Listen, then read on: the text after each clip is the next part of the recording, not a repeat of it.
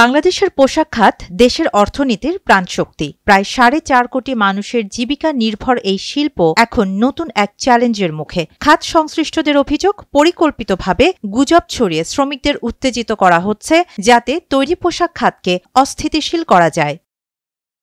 সম্প্রতি সামাজিক যোগাযোগ মাধ্যমে ছড়িয়ে পড়ে চট্টগ্রাম ইপিজেডে 3 শ্রমিককে নির্যাতন করে হত্যার গুজব। মুহূর্তের মধ্যেই ছড়িয়ে পড়ে ভয় ও বিভ্রান্তি। ফলে অন্তত 8টি কারখানায় উৎপাদন বন্ধ হয়ে যায়, উত্তপ্ত হয় শ্রমিক পরিবেশ।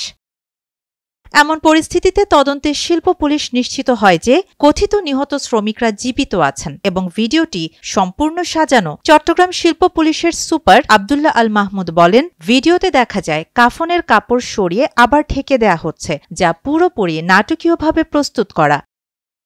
ঘটনার পরই চট্টগ্রামের বড় রপ্তানিকারক প্রতিষ্ঠান প্যাসিফিক জিন্স তাদের 7টি কারখানা সাময়িকভাবে বন্ধ ঘোষণা করে। প্রায় 35,000 শ্রমিকের কর্মস্থলে থমথমে অবস্থা তৈরি হয়। 1 সপ্তাহ পর প্রতিষ্ঠানটি পুনরায় উৎপাদন শুরু করে। বিজিএমই এর পরিচালক রাকিবুল আলম চৌধুরী বলেন, বিদেশি প্রতিযোগীরা বাংলাদেশের উন্নয়নকে বাধাগ্রস্ত করতে গুজব ছড়াচ্ছে।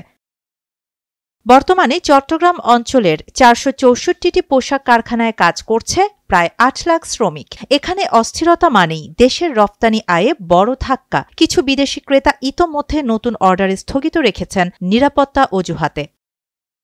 বিশ্লেষকরা বলছেন, গুজব ও প্ররোচনার বিরুদ্ধে তথ্য নির্ভর প্রতিরোধ ব্যবস্থা গড়ে তোলাই এখন সময়ের দাবি। ডিজিটাল মনিটরিং, দ্রুত প্রতিক্রিয়া টিম, শ্রমিক সচেতনতা এগুলো না বাড়ালে গার্মেন্ট খাত বড় ঝুঁকিতে পড়বে। শাহানা জাহান, নয়াদিগন্ত।